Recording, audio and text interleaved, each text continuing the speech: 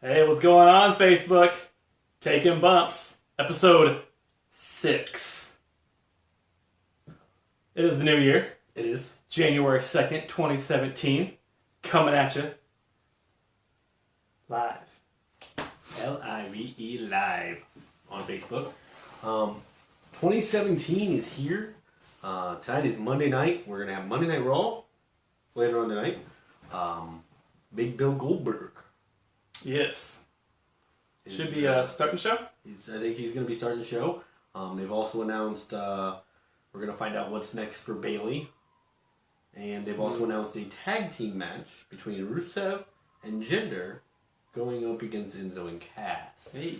So that's all that's been announced for this week. Now we do know next week is going to have Brock Lesnar, Shawn Michaels, and The Undertaker. So next week's going to be big too.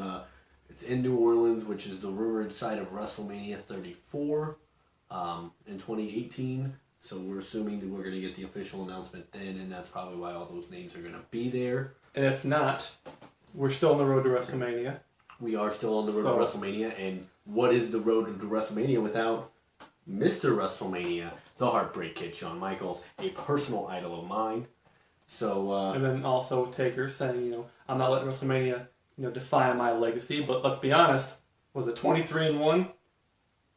I mean, it's kind of his legacy. It's kind of his legacy. So if we're on the road, we got to have the dead man at least one good time. Right. So we're going to see what's going on with all that.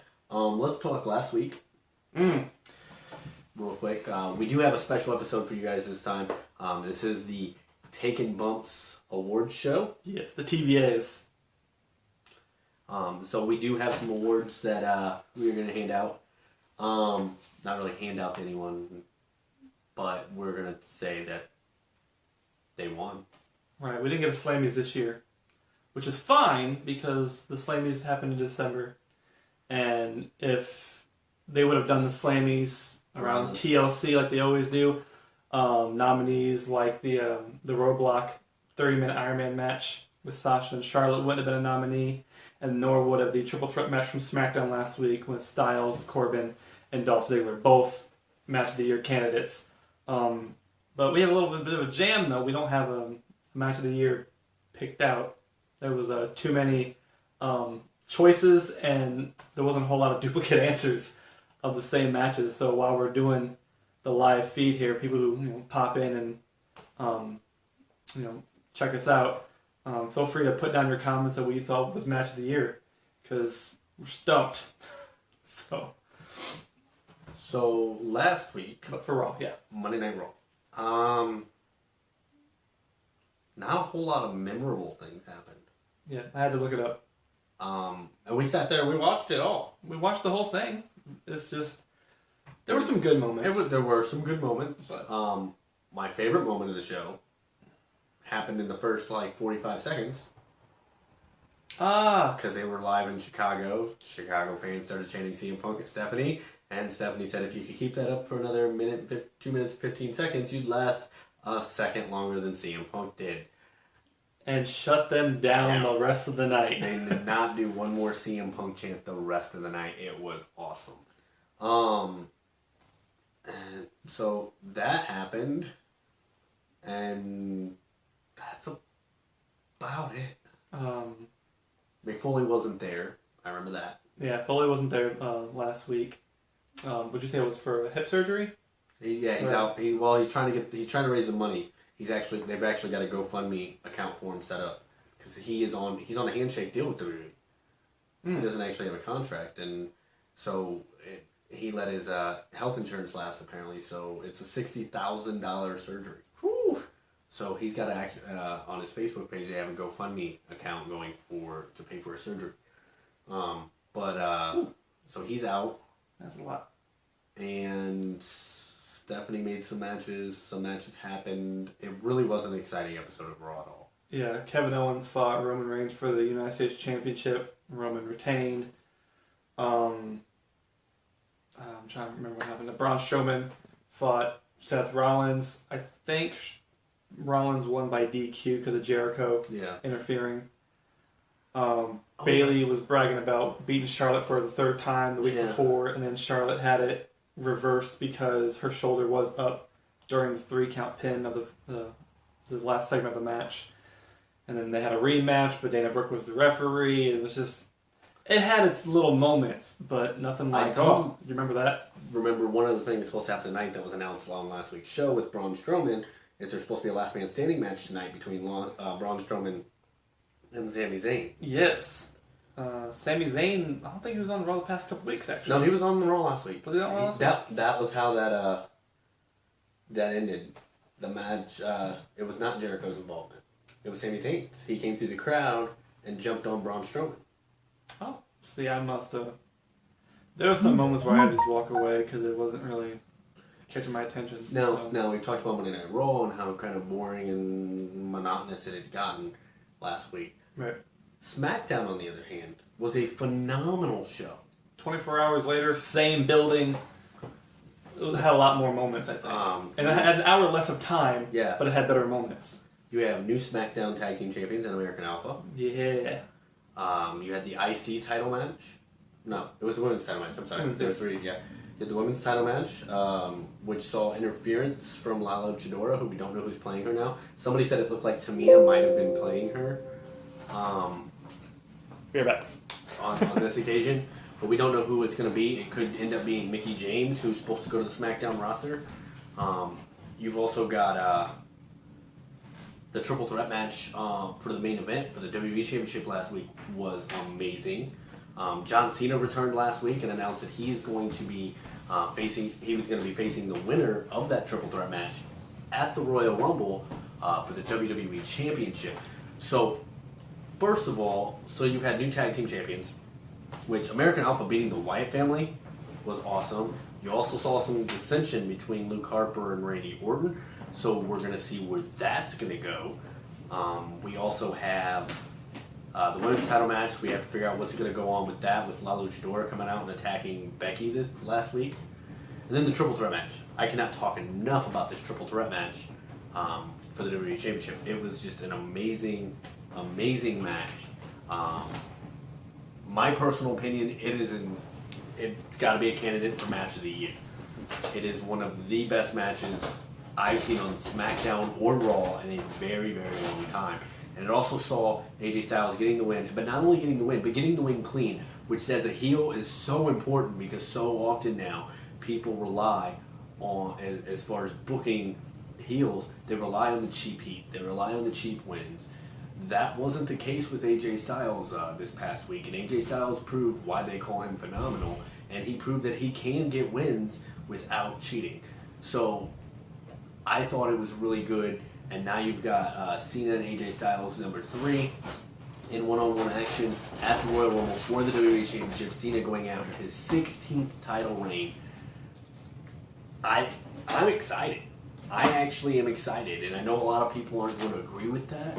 They're not going to agree with being excited about Cena potentially winning a 16th championship, but I'm always excited to see somebody make history, and honestly, I don't hate John Cena. I don't hate him.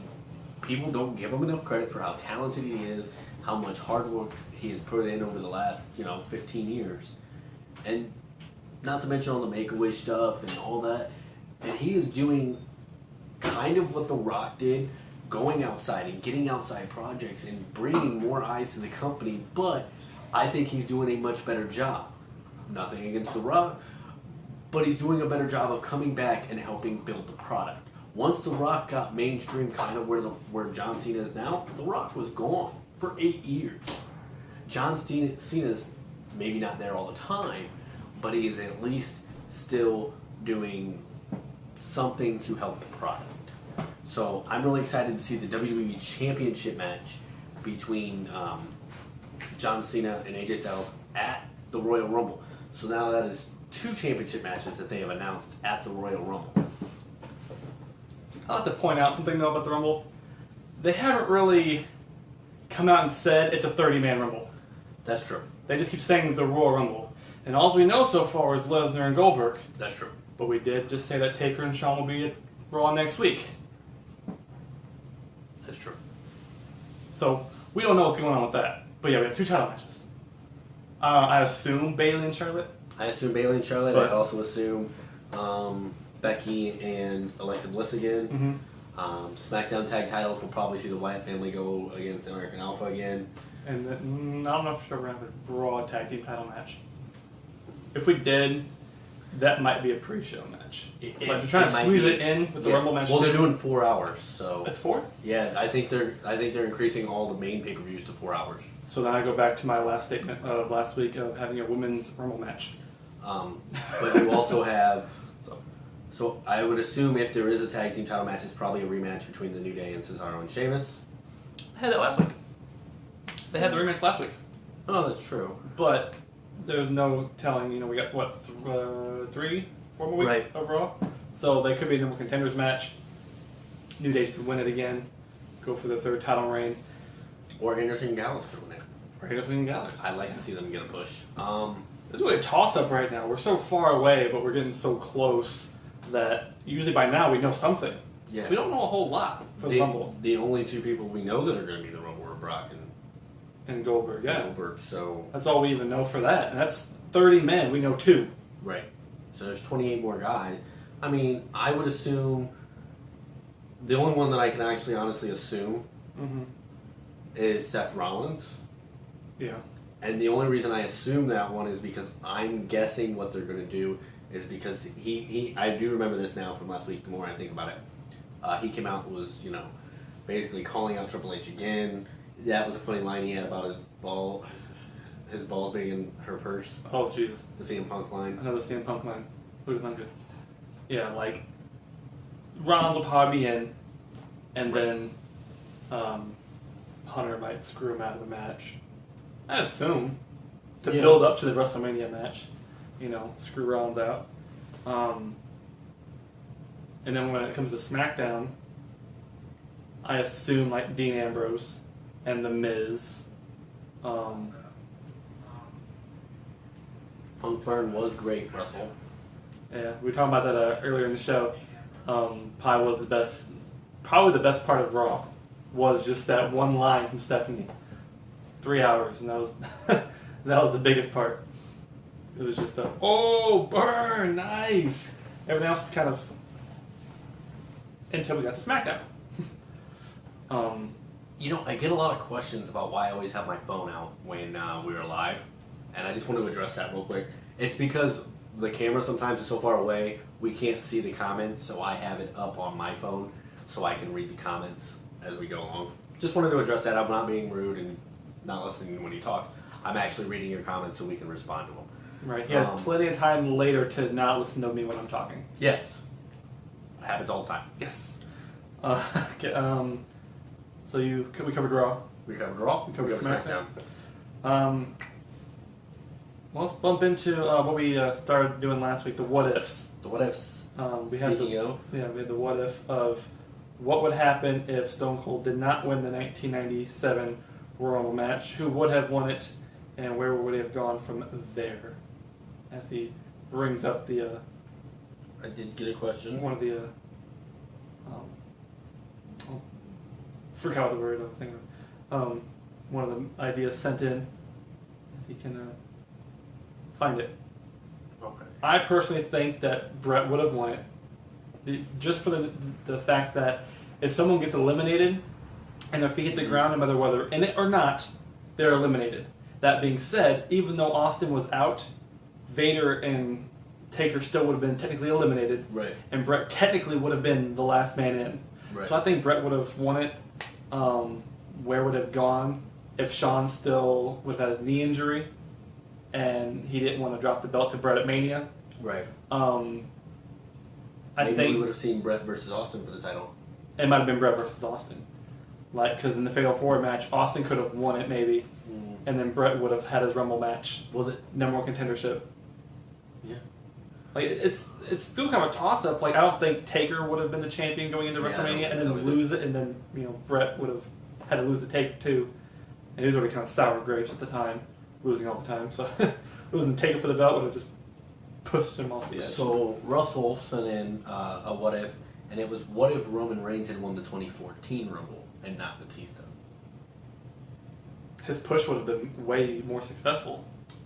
For starters. The fans wouldn't have turned on the match. Because if you remember the 2014 Rumble, Mm-hmm. he was getting cheered. That's who they wanted to win after Daniel didn't come out. Yeah. They wanted Roman to win. Because it was somebody different. Yeah, I mean, they were kind of leaning towards Roman Reigns anyway. If it wasn't Daniel Bryan, they were leaning towards Roman Reigns leading up to it.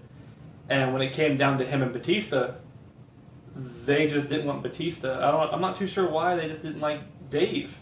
He came back and everyone loved it, but when it came down to him being at the end of the match, they booed him. I don't think it was so much because it was Dave. I think because it was predictable. I think because it wasn't somebody newer, and the fact that it just wasn't Daniel. That's an excellent question. Would Bryan have gotten the match, though?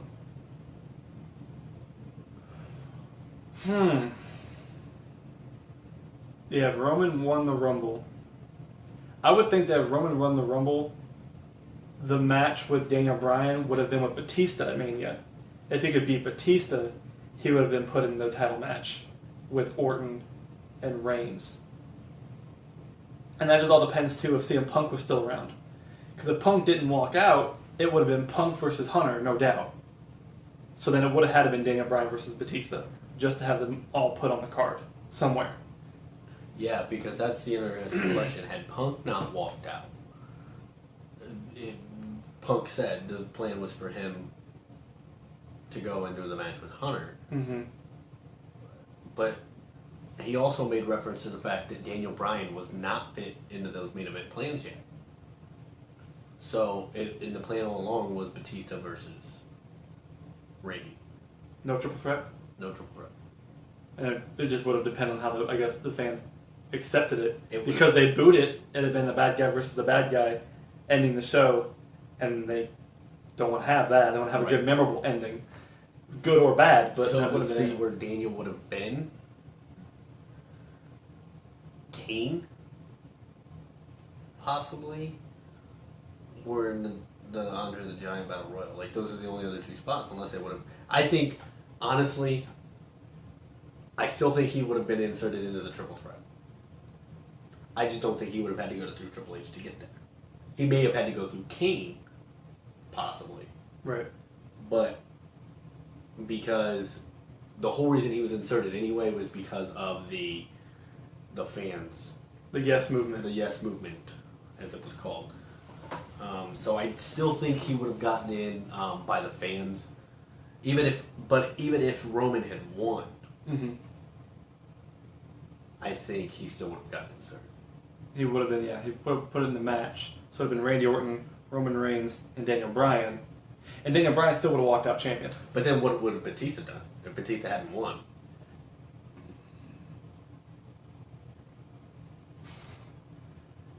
There's a lot of at that time for WrestleMania 30 they were building it up so good. There's a lot of big factors trying to maneuver him around.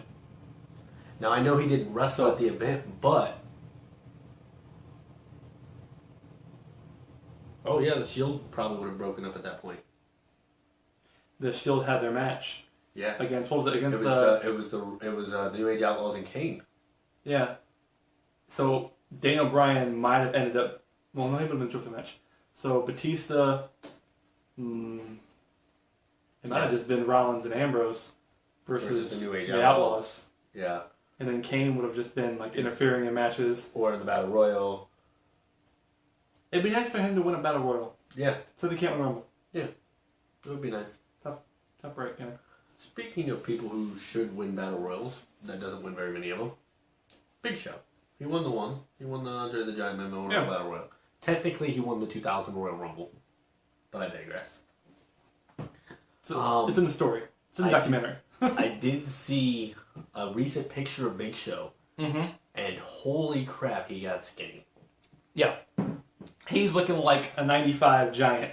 Yeah, with a Wyatt family beard. Yeah. Yeah. Well, he can't grow his hair out anymore. He tried that, and it didn't look very good. Right.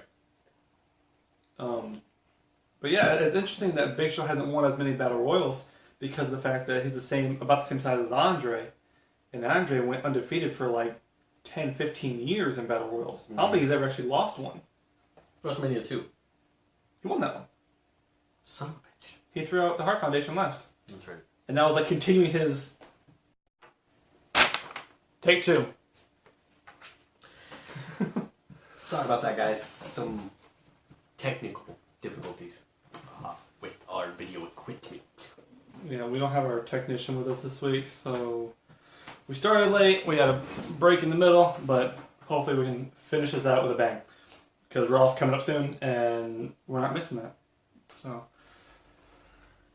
So I'm not sure where we left off at. We were talking about the Roman Reigns possibility of WrestleMania. We were talking about where WrestleMania 13 would have been if Austin hadn't won the Rumble. Right. That one's just...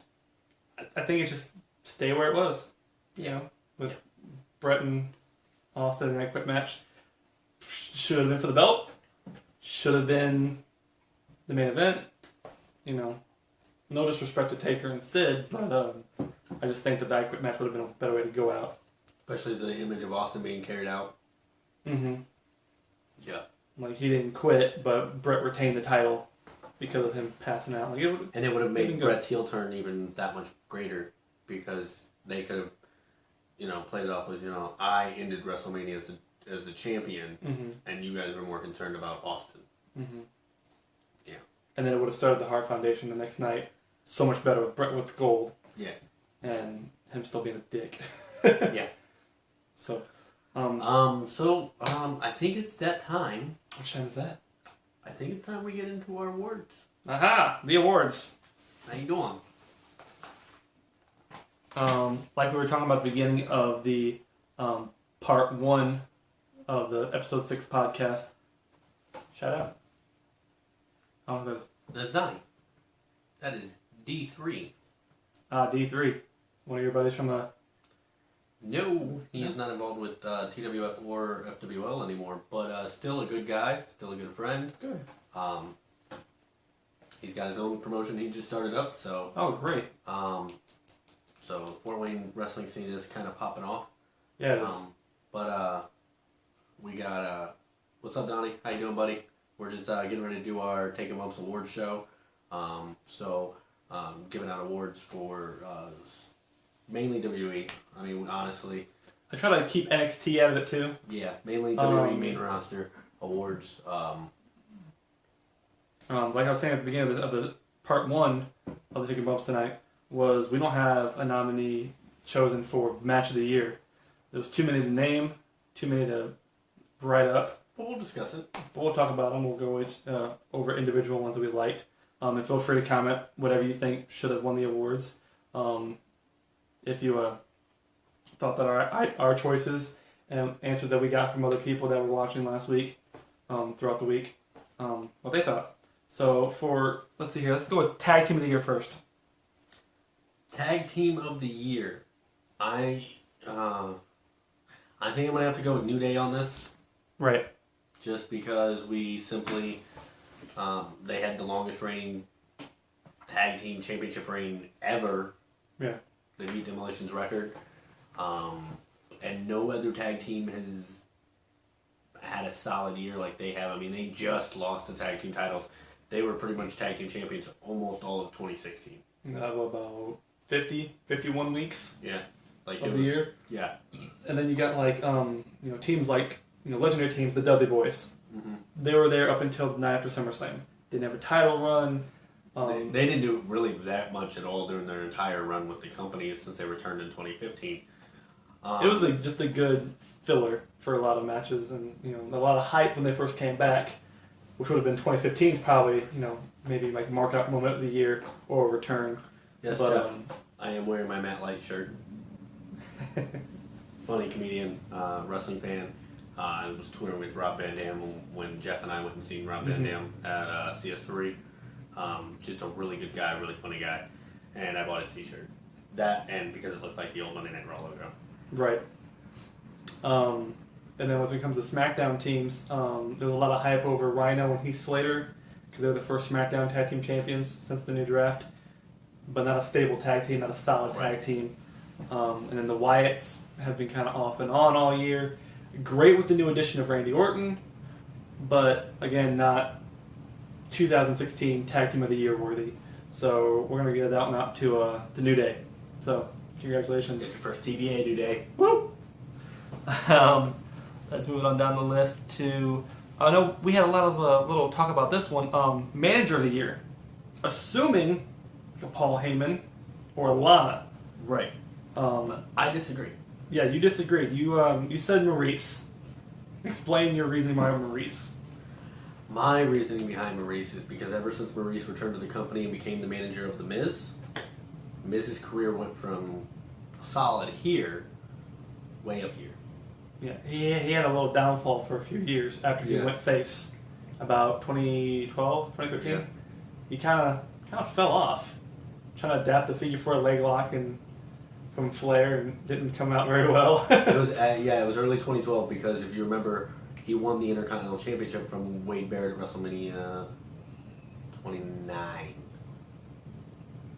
And he was already a face by then, so I would say 2013, 2012, yeah. Somewhere in there. Russell agrees with you. I put it on the list because I was trying to think of all the managers, and I was like, okay, we got Lana, we got Heyman, we got Maurice, and I'm like, That's about it. that's all we had. I mean, Bob Backlund. Bob Backlund. Oh, I forgot about Bob Backlund. I had a fourth one. I forget who it was now. Oh, Flair. I said Ric Flair. Yeah. Because of all his work he did with Charlotte, most of last year, and then this past year, until Charlotte kind of kicked him to the curb. Yeah, I have to go with Maurice on that just because Heyman's Heyman, and Heyman exclusively with Brock, and he's there a few times a year. And then as far as Lana's good, but honestly, Rusev doesn't really need Lana to be there. Right. Rusev would have been good by himself, and also Rusev hasn't been champion all year with Lana. Yeah. He's just been kind of just going solo, crushing people, but he's not showing any award from it. Is Enzo a manager yet? No. He would be a really good manager. Like if he ever got injured, I would. Which I don't know if you know this, but Paul Ellering was a wrestler before he was a manager. I did not know. And he only became a manager because that was Precious Paul Ellering was his gimmick. And he only became a manager because he got injured to the point where he could never wrestle again. Or he was never supposed to wrestle again. He ended up did wrestling a few times with the Legion of Doom back in the NWA days. But that's ended up how he ended up becoming a manager. But I could see... Isn't that the same with James J. Dillon? Yeah. He was a wrestler and became a manager. Yeah. Bobby Heenan. Paul Bear. They were wrestlers. Paul Bear was never really a wrestler, though. Nothing like pictures of in wrestling gear when he had blonde hair. Yeah, but that was like ago. That would be like the random like one-off like Mr. Mean Gene. Okay. When I thought he was a wrestler. That sucks. Jeffrey Wayne Landis just shared our video. Let them know you appreciate it. We do, Jeff. Anytime any of our fans share our videos, we do appreciate it. So thank you. Okay. If they ever do Cass and Lesnar, I'm looking for Enzo and Heyman on the mic. Yes. Yes. Yes. Yeah, because, Enzo would spit something out there randomly, and Paul Heyman would be like, what are you even talking about? Like, was that even English? Like, just kind of like Enzo and Jericho this past year. Yeah. Like, the way they would banter back and forth. Like, Heyman would just make it so much better because of, the talker of, like, the ECW era, and then Enzo being the talker of today. The new era. Speaking of, well, we'll continue on with the awards, and then I'll get to this thing. I have a segment that I want to do. You have a segment? I have a segment. This is a write-in? No, this is a segment. We have a plan. I know, we have a plan for the award show. I'm talking about a segment for me. My segment. Pick a segment. No, I'm talking about my segment that I do. What's pissing Mike off in pro wrestling? Oh, that was something different. Let's we're adding a new segment. Stop adding shit. No. Okay. So then you brought up Maurice being manager of the year for what she did for the Miz. So let's just go to that then. Heel of the year. Heel of the year. Now you and I debated this before we went on. Yeah, this was not one of my options that you suggested. It was not one of your options. Originally we talked about AJ Styles. AJ Styles was the one we were going with. And then I thought about it. And I mean, I really thought about it. I was sitting on the toilet. I mean, I was really thinking hard. Okay, I was concentrating. Right. And I was thinking, you know who's been a really good heel this year? And this goes back to ever since Maurice got back into his corner, is The Miz. Every other heel on the roster, including AJ Styles to an extent, AJ Styles is not as bad as most of the other heels on the roster. But as far as most of the other heels on the roster, I don't want to hate them. They're too entertaining to hate. Jericho, Owens, guys like that. Yeah. They're too entertaining to hate. I'll give you another one here in a second that I just thought of who I really started to become a big fan of as a heel. But Miz, I want to hate him. I want to punch him in the face. Because he's that good of a heel. I'll say, because look at it, even the greatest heels of the past year, like AJ Styles, anytime he needed someone to help him cheat, he had the club. Rusev, he didn't need Lana to help him. Right. Like a lot of good heels, either they can do it by themselves or they have help from their buddies. Miz, a good athlete as he is, had a woman help him. That doesn't look, any kind of like you got a chance at winning a match if you have to have your wife come help you in a match because you can't get the job done. And he's cocky. He's putting the stickers on the Intercontinental Championship belt for every day that he's hold that belt. He's a 5-time Intercontinental Champion. The Miz reunion tour. Yeah. I think he's got it. Yeah. And then like Russell just brought up in the comment section, his thing with Daniel Bryan on talking smack. Oh my gosh. The promo he cut on Daniel Bryan. Holy moly. Told him to go back to bingo halls and oh my gosh. Cheese and rice. That was a good one. I forgot about that. Yeah. That was one of the first Taking Bumps since the draft. Not Taking Bumps, I'm sorry. The Talking Smack. So after the draft happened, and that kind of put that show on the map because of the Miz segment. Then you have and somebody else who we also didn't mention as a heel of the year would be Baron Corbin. Yeah. He's up there. I don't say he's number one. I think Miz takes that spot, but I would say Baron Corbin is up there. Mm-hmm. He's an ass kicker in the last several weeks, especially last week with that triple threat match between him, AJ Styles, and Dolph Ziggler. Oh, that was great. He's somebody I've just been wanting. He really proved himself to me. I didn't like him in NXT. I didn't like him necessarily when they first pulled him up to the roster. I know you and I complained a lot because it was always him and Dolph Ziggler one-on-one all the time. Every week, which is sad because that's tomorrow night on SmackDown. Is Dolph Ziggler versus Baron Corbin. Yeah. I thought we were past that. Yeah. But the way Baron Corbin has evolved since those matches, Right. It might make it a good one. Jeff says that they're playing Macho Man and Elizabeth kind of like with Miz and Maurice. I don't necessarily see Macho and Elizabeth, mainly because Elizabeth was she didn't really try to cheat for him. Yeah. But I would say Macho and Sherry Martel. Yeah. I mean, if you think like a Macho Elizabeth really- from like WCW, Possibly, yeah. when she was heel and she was actually beating around DDP. I would say Sherry Martel and anybody she ever managed. Yeah, because Sherry was, she did it with Shawn, she did it with Macho, Harlem DiBiase, Heat, DiBiase. Flair in WCW, which we just talked about last week.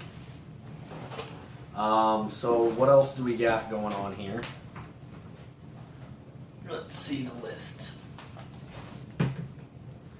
So we've got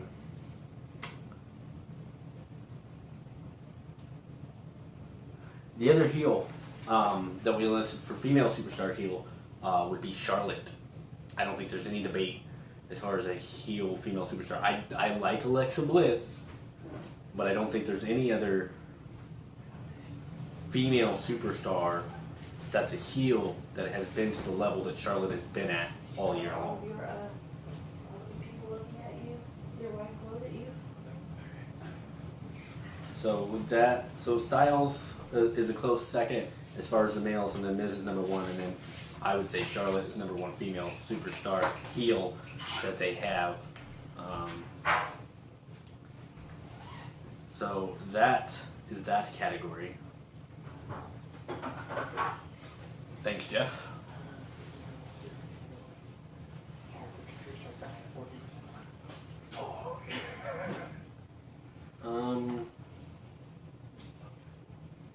And that brings me into the female. That brings me into the face. We really didn't have a top face listed for our awards. Because it was just kind of hard to pick. I mean, Seth Rollins could kind of be in there because he turned face this year and he has done a really good job. We didn't really want to list Roman because Roman I don't think is a good heel. I think he's a good face. I think he's a heel that they try to push as a face. John Cena hasn't really been around. Yeah, exactly, Russell. All the heels or the faces are pretty much hated. Which is so sad. If I had to pick one, and it's the face that never wins, and that would be Dolph Ziggler. For face of the year? Yeah. His match, the ladder match, Dean's a wild card, yeah. The ladder match for the IC title versus the career of Dolph Ziggler, I thought was a terrific match. And I thought that made me want to watch more of Dolph Ziggler. His promos in that, the way he presented himself, everything made that match better. Mm-hmm. So that's one of the main reasons. I didn't so much like the outcome, but the way they built up the Dolph Ziggler Dean Ambrose match. Yeah. Like that kind of pushed Dolph Ziggler to where you think he actually has a chance. His promos were getting better, his matches were getting good, and then he lost, but he started going back downhill again. Like he always goes up and down with his rise. He has moments that he kind of gets low again. It's like he's hitting a glass ceiling and he can't bust out of that glass ceiling. So that was face of the year. So where are we going here next? I think the only face of the year that didn't have that we don't like them moment, like Dean. You get kind of bored of Dean for a little bit. You get tired of Roman for a little bit. You know, you almost get kind of tired of Sasha Banks because of the Sasha Banks matches. It's like Bayley. Like I don't know anyone that's just like, you know what, I just hate Bayley so much. It's like, and then Finn Balor was around for a month. Yeah. Like, so do you count Finn in that category? But like you said before, he had a really good pop when he first came up to the main roster. And the first time he was Demon on Raw, even louder pop. So even just being like a 30-day window, Finn Balor kind of had a good face moment, but still kind of iffy. So we're going to that, right? I don't think it's bounce around. Whatever you have done. I kind of marked them off. Oh, okay. So the next category is Mark Out Moment of the Year. We had a couple of different options for this one. Yeah. Shane McMahon jumping off the top of the Hell in a Cell at WrestleMania. You kind of knew it was going to happen when Taker was laying there, but you're like, can Shane still do it, though? Right. You kind of knew when the match was made into a Hell in a Cell that Shane was going to jump off the top of the cell. Yeah. You kind of knew it was Shane McMahon. Some stuff is predictable. But that's what made it better because we were waiting for that moment. Yeah. So there was that moment. There's another moment that just came to my mind, and that was when preparing for WrestleMania, Dean Ambrose got the barbed wire baseball bat as a present from Mick Foley. Oh yeah, the look on his face. Yeah. And the crowd reaction when he brought it out. Didn't get to use it. No. But just the reaction of him having it. But then the one that I talked about, for me, my personal mark-out moment of the year was watching Monday Night Raw the night they crowned the second ever Universal Champion after Finn had done it. And Triple H came out, and I thought to myself, I was like, oh great. Another authority storyline, another thing, Seth Rollins is going to win again. And he pedigrees Roman, he throws Roman in there, he tells Seth to pin him. He picks up Kevin Owens, and I'm like, great, he's about to pedigree him. Oh my god, I can't believe it. And then he turns around and pedigrees Seth Rollins. That was my mark-out moment. And the second he kicked him in the gut, yes, you could see everyone in the crowd kind of like, whoa, what's going on now? Yeah. And like everyone got loud, and you could hear Cole like, wait a minute, you know, it's like, you didn't see it coming. I mean, kind of you wanted to see Hunter turn on Seth, but you didn't know it was going to be that moment that he was going to do it. What about the 460 on the table? The 450 splash on the table? Gotta be more specific. Because I don't remember that one. I don't.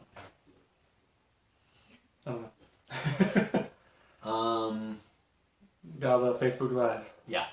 So that was ours. Yeah, I mean, there's a lot of good mark-out moments. Yeah. The fact that Dean Ambrose cashing in Money in the Bank at Money in the Bank. Yeah, same night. And so Roman went in with the belt, Rollins beat Roman for the belt, and then Ambrose beat Rollins for the belt. You know, that's kind of cool. And then obviously Goldberg defeating Lesnar in like a minute and a half. I would even say... I blinked and it was over. I mean, I would even say, and I know this is going to get into another category, which we can transition into when I bring this one up, but AJ Styles' return, or debut at the Royal Rumble. Yeah. I mean, the only thing I didn't like about that was the camera angle. Yeah. Like, they just kept showing TLC, AJ versus Dean. Okay, yeah, that was a pretty good one. He did a 450 splash like, onto the table. Really? Yeah. I must have put my head down and But I watched the whole pay-per-view and I don't remember that part. The only thing I remember, like, specifically looking at the match is AJ Styles had a hole in his butt. Yeah, his ass gets falling out. But, transitioning with AJ Styles' debut at the Rumble, let's talk about debuts or returns. You know, top debut or return this year. That could be anything from AJ Styles in the club debuting or returns. I would say, for me personally, it's the return of Shane McMahon. AJ getting triple powerbombed was pretty cool. We actually had that listed too as the Shield reunion at Survivor Series. Oh my gosh, that was great. Because when Dean got taken out first, I knew he'd come back out and it was going to be a triple powerbomb for AJ. And sure enough, maybe 15 minutes later he came out and they all looked at each other. I was like, oh, this is it. This is it.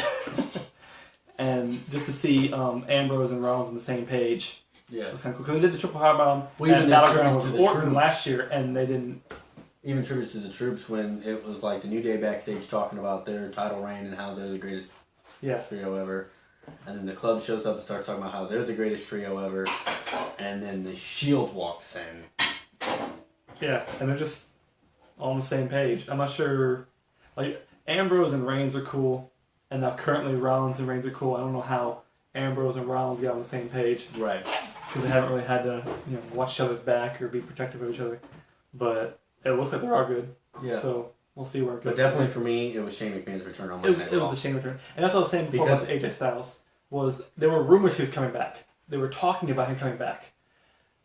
Shane was clear out of the blue. Yeah. You didn't know what was going to happen. Nobody was even talking about it. It's always talked about. Right. I talked about it for like 9 years and it never happens. Yeah. But that's now like every year when the Rumble comes around, MVP, Shelton Benjamin, Papa Shango. Well, no, these are the names that they always say are coming back during the Rumble. Oh, Papa Shango always tweets it. Oh no, Wade Barrett. I saw Papa Shango backstage, and no Papa Shango, no Godfather, just. But they always say, "Oh, MVP's coming back for the Rumble. Carlito's coming back for the Rumble. Shelton Benjamin's coming back for the Rumble. John Morrison's coming back for the Rumble." Like they always those are like the four names they always say are coming back for the Rumble, and then they never do. Right, and now this year we're like, oh, Kurt's coming back. They're talking to Kurt Angle. He's definitely coming back. We don't know Kurt's coming back. Would he? Like, and if he did, would we be excited? Yeah, I would love that. But, is it going to happen? We'll see.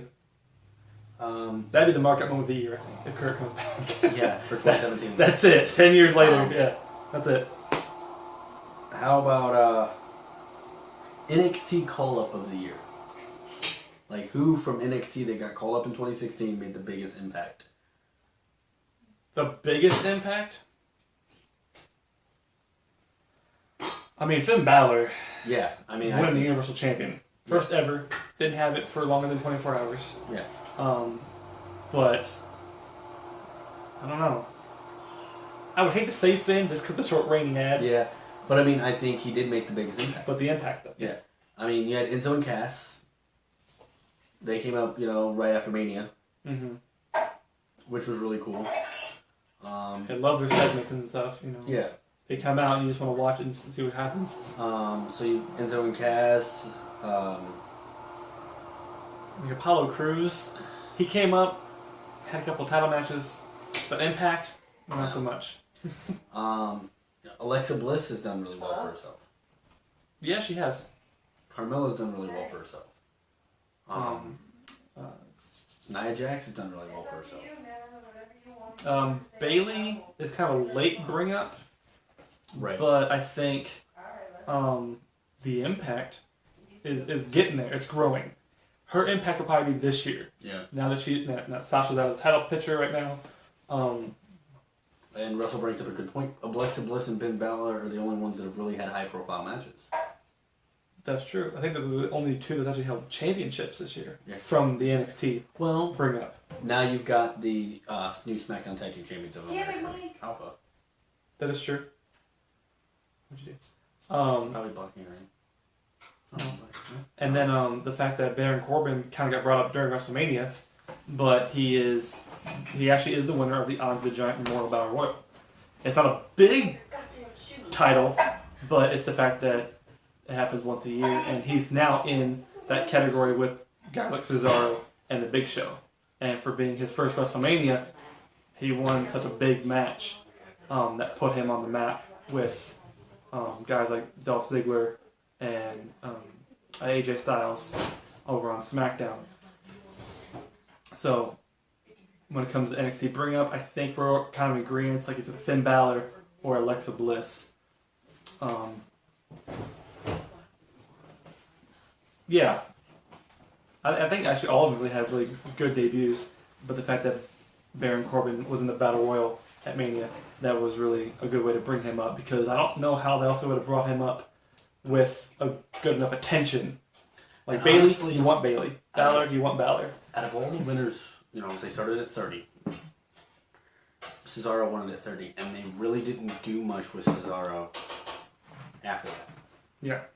And then He did the Paul Heyman guy thing for a little bit, and that kind of faded away. And then he did the tag team with Tyson Kidd. They won tag team titles. And then Tyson gets injured. They didn't really do anything there. yeah, the draft kind of did ruin it for some people. Yeah. Like American Alpha would have been a better. They got a pop when they got drafted, and so did Finn. Yeah. But it would have been way better if they would have just showed up somewhere. Especially Finn. Especially Finn. Yeah. But, then 31, Big Show won it. Mm-hmm. And, okay. But Baron is the first one to actually be able to capitalize on his win. Yeah. And to continue, they, even to this day when he comes out, they still announce the winner of the Andre the Giant Memorial Battle Royal. Right. Cause I think it's because they don't want people forgetting it. Because Cesaro, here he has that string right now. He's a tag team champion now. He won the Battle Royal, and he's also a U.S. champion. Big Show, he's the only person to hold the WWF title, the WCW title, and the ECW title. The only person to hold all three of those world titles. So he is also the only person to win the Andre the Giant Memorial Battle Royal and be a world champion at some point in his career. yeah. He's the only world champion that's ever won that. Right. So in the fact I was saying, Baron Corbin being so young and fresh, and that's being his WrestleMania debut, was now he's in the same category with Cesaro and Big Show, kind of give him a nice little category to sit himself in. Right. So I'm thinking for the bring up, I don't know. You know what? It's kind of hard now. One NXT call up that we don't talk about because he's not an in-ring performer that I think has done really well for himself. Ooh, Corey Graves. Corey Graves. Yeah, I'm glad he's on commentary. Adding him, making him the addition to the Monday Night Raw announce team was a phenomenal choice. Yeah, because we've been needing that strong heel. That strong heel voice. on the mic. Yeah, and like Baron Corbin or Byron Saxton, excuse me. Byron Saxton's like that playful guy you like, and he's nice, and he he doesn't like the bad guys. Like Michael Cole, 1997. Yeah, he's Cole from like the late Attitude Era, where I try to just keep to myself, not getting in trouble. And then you got Corey Graves, who's like, "Shut up, Byron." Yeah. And you got Cole, who's like, "I just kind of sit in the middle because I'm the new Jim Ross." Like I like people, I hate people, but I try to keep my comments to myself. And then you have it over on SmackDown with JBL too. Yeah. And then David Otunga, which I thought would have been the heel on the commentating team, but he's the guy who's kind of like, hey, give him a break, The SmackDown announce team kind of confuses me. It's a 4-man announce team. I don't know why the fourth man's there. Yeah. I always forget Tom Phillips is even there. Todd? Tim? Ted? And we met Ted. But yeah, it's just, I liked it better when it was just Otunga Moro, because I love Moro right now. Moro's great. And I was JBL. skeptical about it. But he's like Jim Ross. I'm like, ugh, he can't be like Jim Ross. But he's good for his voice. Russell doesn't His like audio. Otunga. I don't mind Otunga. I would much rather see him as a heel commentator than a babyface. I would much rather them find a better heel or better babyface commentator, or even a better heel commentator. I like JBL and all, but it's kind of stale. Right. But JBL is good at being a heel, but his commentary hasn't changed since '97, or 07. 07. Since he's, I'm still on Cole '97. Since he started doing commentary, I'm like, at least in the game, I hate him on the game. Yeah. He talks very slow and he sounds like this. He doesn't sound like that in real life, but in real life, he kind of over exaggerates. Yeah.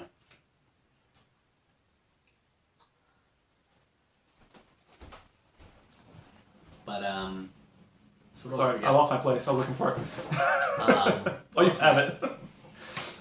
So really, all we have left is match of the year, male superstar of the year, and female superstar of the year. We're gonna make this quick. Male superstar of the year. Come on, It's AJ Styles. AJ Styles. Female superstar of the year, it's Charlotte. I don't think there's really any competition for those two. There's competition between that and like Sasha, but if you look at the in ring, the performance She hasn't lost a single pay-per-view match all year. all year. How you doing? So, and the fact that like she's held it 4 times, am I excited about that? No, because she's already a 4-time women's champion. Because she keeps losing and winning and losing and winning. I think they should expand the title run Yeah. longer than bounce it around. But the fact that she's also really good on the mic, the way she was talking to her dad, Hey, guess who's watching? and Gooch. you know, the way that she was on the mic, I think automatically puts Charlotte in a good contention for also heel of the year, but yeah, for Yeah. women superstar of the year too. And then match of the year is the one where we got stuck on.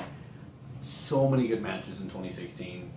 Yeah, I mean a lot were pay per view, but there were a lot of Raw and SmackDown matches too. Yeah. I put the Fatal 4-Way match for the Universal title. yeah. There was a Fatal 4-Way match for the Intercontinental title. I think any good match on Raw with Sami Zayn Yeah. is damn near contention for match of the year because Okay. he's good.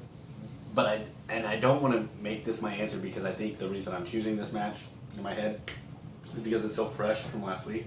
Yeah, But I know that Triple Threat match had to be considered a match of the year category. from SmackDown. From SmackDown. SmackDown was a wild card, or The wild card finals. I didn't know we had a first round, semi round. I don't know, semifinals. That's not wild card to me. Wild card would have been one of them 4 teams. Would have been like a bad guy and a good guy teaming up, like No, like, Kalisto and Baron They were Corbin. just trying to That's throw a wild card. They were trying to throw a buzzword around because next weekend is the wild card round of the NFL playoffs. But when I think of wild card and I think of WWE, I think of the wild card Survivor Series match in '95, and it put like Dean Douglas, Yokozuna, and Owen on a team. Fine, but their 4th man was Razor Ramon, Right. who was the Intercontinental Champion, and the other team was Shawn and Ahmed Johnson, which is great. They were buddies, but they were also teamed up with Psycho Sid, part of the $1 Million team, or the $1 Million Corporation, and then the British Bulldog, obviously friends and relatives to Owen and Yokozuna from the opposite team. Right. That's a wild card. You Right. got partners who are not your friends. So last week there was nothing wild about it. You could have just called it end of the year blowout, SmackDown Live, like something that actually pertained to something Both of them. relevant. Yeah. But yeah, matches. There's so many great matches. You could say Shane McMahon versus The Undertaker, Hell in a Cell from WrestleMania. You could say AJ Styles versus Chris Jericho from WrestleMania. I was looking at the listings of the best of pay-per-view matches 2016, and I was looking at all the matches, and the only match I thought that was missing from that, I mean, obviously, anything from, like, what was it, like Hell in a Cell after doesn't make the cut. Right. The DVD's already out, but we just passed TLC and Roblox and stuff. Was the Chris Jericho, Dean Ambrose Asylum match wasn't on the list. Okay. It might be on the Blu-ray edition, but it wasn't on the regular DVD edition, and I thought that was a really good match. I was That worried was. about it, but it was good. Yeah, that was a really good match. John Cena versus AJ Styles for Money in the Bank and SummerSlam, but I think SummerSlam stole it. SummerSlam all around, I think was good. I'm going to put this match in there, Mm-hmm. and it's not because it was a long match, not because it was a technical masterpiece, but because of the hype around the match. Goldberg versus Brock Lesnar from Survivor Series. The hype was good. The match was short, but like we said before, the mark out over it. The fact that all he had to do was push Brock down, spear him twice, and hit him with a jackhammer, and it was over. That shows that Goldberg, if Brock could have broken the streak, Goldberg could have broken the streak. and Goldberg could destroy Lesnar that quick, then Goldberg could have ended Taker's streak. It just shows how powerful Goldberg was. He could have gone through John Cena. He could have gone through Rollins and Dean Ambrose and Big Show, Triple H. Everything that Brock has done, Goldberg could have done 3 times faster. So yeah, not probably, like I said, not the match of the year, Right. but definitely I would even say it maybe top 5. Oh, yeah. Just because of what happened. Just the surprise factor. How long did they say that match was? Was it 60-something seconds? Like a minute and 25. You realize that match was actually longer than Ronda Rousey's last fight? Do you actually realize that CM Punk's UFC loss was actually longer than Goldberg's win and Ronda's loss combined? Yeah. So, keep knocking CM Punk and how quick he lost in his first match, but Ronda got kicked in the throat, lost the championship, and then she got punched the hell out in 48 seconds. Yeah. So, but we're looking forward for 2017. I think it's going to be a good year. We got some stuff in the works. I'm not going to talk about it yet, but could be a pretty good year. good start. Yes. We have plans for the next few months. Where that's going to lead us, we don't know. It depends on how those plans go through. Yep. We're still looking into the merchandise. I was doing a lot of research on, like I said, the wristbands with some Takin Bumps logos on them. I was looking into like shirts and hats and hoodies. So I was looking to do a lot of cool things. Working on those, see how they come. Like I said, if you guys are interested in merchandise, like a shirt, like I said, like a $10 shirt, not that expensive. I'm not gonna make you pay an arm and a leg for a T-shirt. It's just so much, the payment of a shirt is supporting us and also pushing us to go further than where we're at right now. Right. So, but yeah, if you guys are interested, message one of us, put it on the page. We'll go into that, and then those announcements of merchandise will lead us into other announcements. It just depends on how good we do. Yeah. How far we've come since August. Yeah. It's growing. Episode 6, part 2. Part goes. But I think that's all we've got for today. I think so. I think we'll save some Rumble facts and stuff for maybe next week. Since we did the award show this week, we'll have to wait until next week for some fillers. Oh, quick one. Like I remember this, and I don't understand why it hasn't happened yet. Bubba Ray Dudley has been in a Rumble match more times than Devon. Because he's only been in one. And Devon's been in 0. Yeah. Isn't that so sad? And I'll say Because every time they wrestled at the Rumble, they were in like tag team title matches. and 2 of them were table matches. I remember Bubba did an interview right after he was in the Rumble, not last year, the year before. Yeah.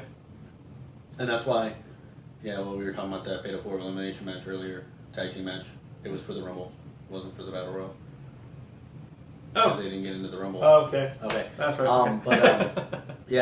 But after he returned in the Rumble a couple years ago, he did an interview and said that was the first time he's ever actually been in the Royal Rumble match. Yeah. They mentioned it on commentary. I'm like, that's true. And then we waited for Devon to come out, and he never did. And the next year, like I said, it was in the Fatal 4 match. I'm like, Devon's never been in a Rumble match, which is weird because from 2000 to 2016, in the 16 years, 17 possible appearances, Devon was never in one. Sandman was in the company for 1 year and still made it into the 2007 Rumble match. Yeah. I'm like, well, damn. Well, no offense to Sandman. They were love him to always death, doing the tag team title matches, which isn't any excuse because there have been times where I remember the Hardy Boys were in tag team title matches and then they came out and were fighting the guys that they were just in the tag team title match with. Yeah, 2007 for example. Yeah, that's what I was thinking of was because Mercury had the...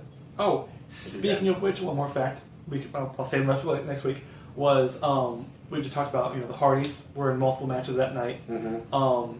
I know 2011, Randy Orton and Dolph Ziggler were both in championship matches and in the 40-man Rumble match. But do you know who the first person was to be in a match the same night as the Rumble match? The very first person to do it. I'm gonna guess Roddy Piper. What year? I want to say 92. Yes. He was the first person to compete for the Intercontinental Championship earlier in the night, win it, and then go on also to the Rumble match. Not because he was in the Intercontinental match that made him go into the Rumble match. It was because Brett was sick, and he couldn't make it to the match, so Piper took a spot. But Piper also was in both the Rumble match and that, and could have walked out with the Intercontinental Championship as well as the, at the time, WWF Championship. Which they just would have vacated the Intercontinental Championship anyway. They probably would have, and then Brett would have won it. Anyway. This is random, but the shark cage is stupid. Too stupid. It's the first thing that Chris Jericho did not invent. I think because it did so well with the NXT. It actually was a big gimmick match in the territory days for NWA. So I remember seeing matches with like Paul Heyman in the shark cage. WCW did it a lot. Oh yeah, I'm sure. And I remember even WWE did it in '96 Survivor Series. Oh, with Paul Bear. Yeah, Taker and Paul Bear. And oh, and I want to say it was a '95 pay-per-view. It was in your house. Jerry Lawler was in a shark cage. Okay. With Isaac Yankem versus Brett, and he was bleeding from the nose out of both nostrils because he was just deathly afraid of heights. He just had a nosebleed. That's the first picture I remember of Jerry Lawler when I was a kid. Was the bloody nose. But yeah, so it's not the first time they've done it. I just think that I just don't understand the point of doing it with Jericho. you could have just done a cage outside the ring and lock him in it. Spirit Squad. The Spirit Squad incident, yeah, and that works so well. But we're gonna get out of here, guys. Yeah, China was in a shark cage? Was she? I want to say it's like '98. Probably to keep her out of the ring from DX or something? Yeah. Or Hunter? Yeah, I think. Yeah. I think it was against Owen. I think it was Hunter and Owen. Probably like right after Mania, maybe. Oh no. Or it was either Hunter or Owen and. No, because the one they did with Slaughter, she was handcuffed to Slaughter. Oh yeah, she knocked him out. Yeah. But yeah, China. I do remember China being in one. I don't remember that one. Well, thank God I have the network. I think most episodes of Raw are on there now. At least the Attitude stuff. Yeah. So go back and just start watching I them. checked after we talked about it. Every year is on there for Raw. Every year? Every year. Every episode? Every episode. Woo! This is going to be a long week. So, Gotta prepare myself for the Rumble. Alright, so yeah, we're going to take off. we're going to take off, and always remember to tuck your chin when you're taking bumps.